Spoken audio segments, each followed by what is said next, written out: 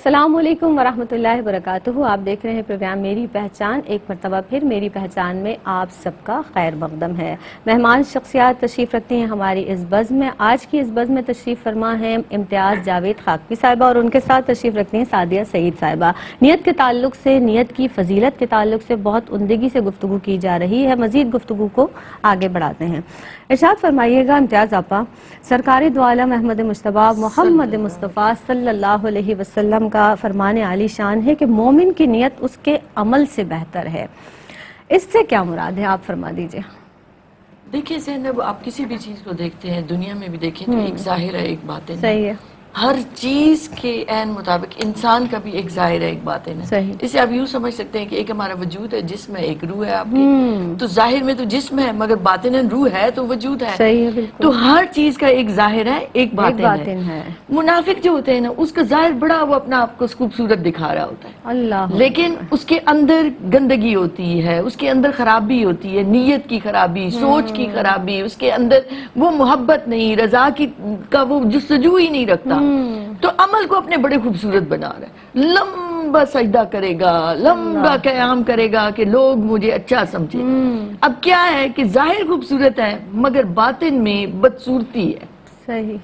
کیونکہ اس کا عمل دنیا کے لیے ہے، ریا رکھتا ہے، دکھاوا ہے. جبکہ مومن اس کا باطن زیادہ خوبصورت اس لیے ہے کہ وہ عمل چھوٹا سا بھی کر رہا ہے، نماز پڑھ رہا ہے، مگر اللہ کی رضا اس سے مقصود ہے. وہ نماز اگر مختصر کر رہا ہے اس لیے کہ میں لوگوں کے کام آؤں، میں اپنی معاشرتی ذمہ داریوں کو بہتر طریقے سے ادا کروں. اس نے لمبا سجدہ نہیں کیا، اس نے لمبا قیام نہیں کیا، لیکن کیا اس کو فکر یہ لگی ہوئی ہے کہ میرے رب نے جو مجھ پر ذمہ داریاں ڈالی ہیں میں ان ساری ذمہ داریوں کو بطریقے آسان پورا کروں. وہ دنیا کے لیے نہیں کر رہا. تو یہ اس کا باطن اس کے ظاہر سے کہیں زیادہ خوبصورت ہے، اور یہ خوبصورتی اس کے تمام اعمال میں، اس کی زندگی میں برکت لے کر آتی ہے.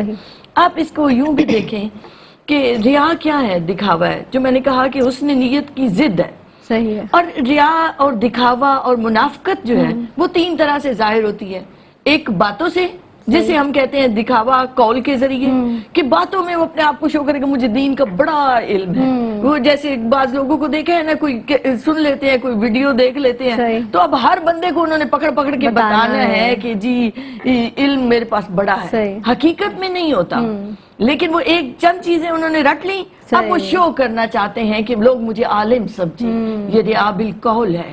اسی طرح وہ اپنی باتوں سے عمل چھوٹا سا کریں گے، اس کو بڑھا چڑھا کر بتائیں گے. رات کو میں اٹھا تھا، میں نے تہجد کی نماز پڑھی تھی، مجھے بڑا مزہ آیا تھا، پتہ نہیں وہ سجدہ کیا بھی تھا یا نہیں. تو یہ بالقول ہے، ریا ہے. یہ اس سے اعمال ضائع ہو رہے ہیں.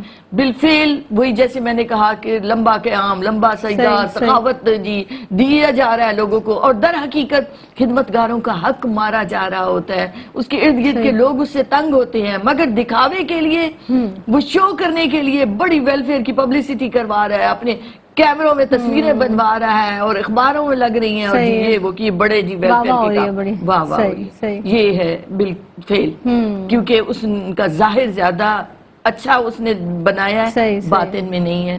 اور تیسرا ہے بالمظہر، کہ اپنی گفتگو، اپنے لباس، اپنے کردار سے بعض اوقات بہت زیادہ ہم ریا کرتے ہیں کہ ہم شو کرنا چاہتے ہیں کسی کو کہ ہم بڑے ویل آف ہیں، بڑی اونچی کلاس سے تعلق رکھتے ہیں. بعض اوقات یہ بھی ہوتا ہے کہ اللہ نے اچھی خاصی نعمتیں دی ہے، مگر ہم کسی کو یہ شو کرنا چاہتے ہیں کہ ہم تو بڑے مجبور ہیں، بڑے بے بس ہیں. تو یہ دونوں طرح سے ہے. اور یہ دیکھیں، یہ تینوں چیزیں منافقت کی علامت ہے.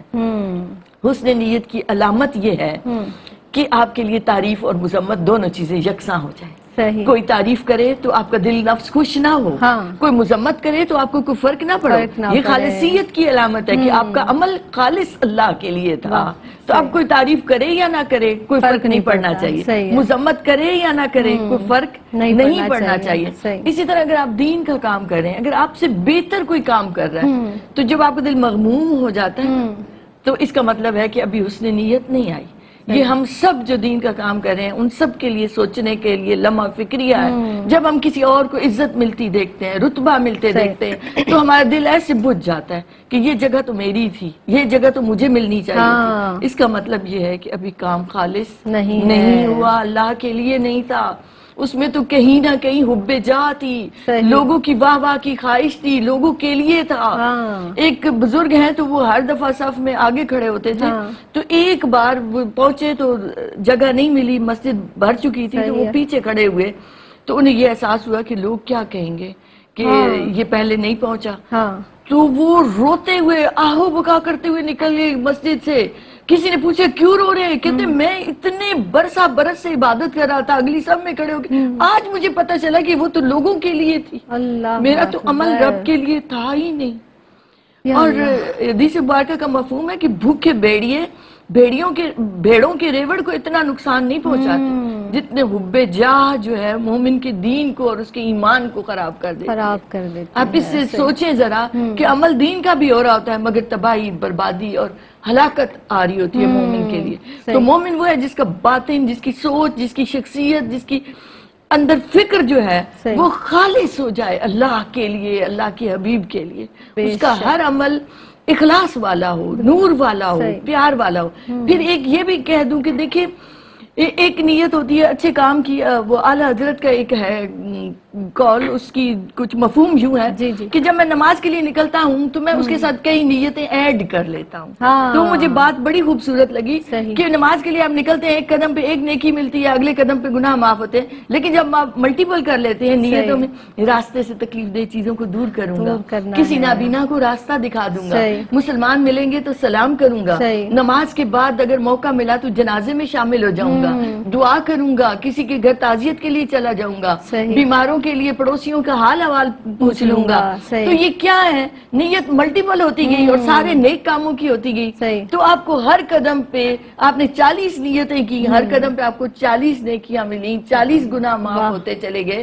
تو ہم کیوں نہ کریں کہ جب بھی آپ کوئی اچھا کام کرنے لگیں تو بہت ساری اچھی باتوں کو سوچ لیں، کھانا کھانے بیٹھے تو صرف بسم اللہ ہی نہیں پڑھنی بلکہ نیت کر لیں گے اس کھانے سے جو طاقت ملے میں اسے دین کے لیے استعمال کروں۔ یہ سوچ آپ کی کسی کو پتہ نہیں چل رہی مگر اس سوچ سے، اس باطناً خوبصورتی سے آپ کا عمل اور بابرکت ہو جاتا ہے، خوبصورت ہو گیا۔ یعنی وہی کہ آپ نے جتنی اچھے کام کی نیت کی آپ کو اسی کے مطابق جو ہے اجر و ثواب آپ کا بڑھتا گیا۔ کتنا کریم پروردگار ہے۔